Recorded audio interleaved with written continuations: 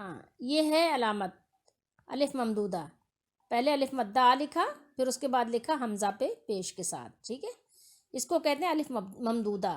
ممدودہ اصل میں مدہ سے ہے، مدہ کا مطلب ہوتا ہے لمبا کرنا، کھینچنا، ٹھیک ہے، یہ ہے، یہ کہلاتی ہے الف ممدودہ۔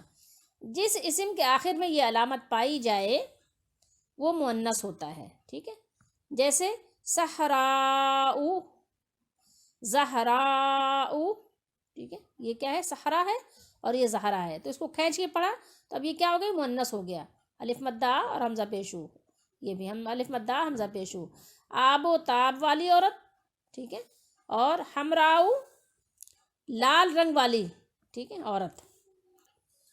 مؤنث کی تقسیم بتا رہے ہیں، مؤنث کی تقسیم دو اعتبار سے کی جاتی ہے۔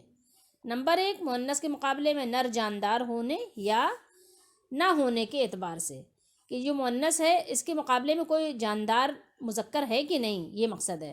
نمبر دو، علامت تانیث کے لفظاً، ٹھیک ہے، مذکور ہونے یا نہ ہونے کے اعتبار سے، جیسے تقسیم اول، مؤنث کے مقابلے میں یعنی مذکر جاندار، نر جاندار ہونے یا نہ ہونے کے اعتبار سے اس کی دو اقسام ہیں، ٹھیک ہے، ایک ہے مؤنث حقیقی اور دوسرا کیا ہے، مؤنث لفظی ہے، ٹھیک ہے، تو اسے ہم بعد میں پڑھیں گے انشاءاللہ۔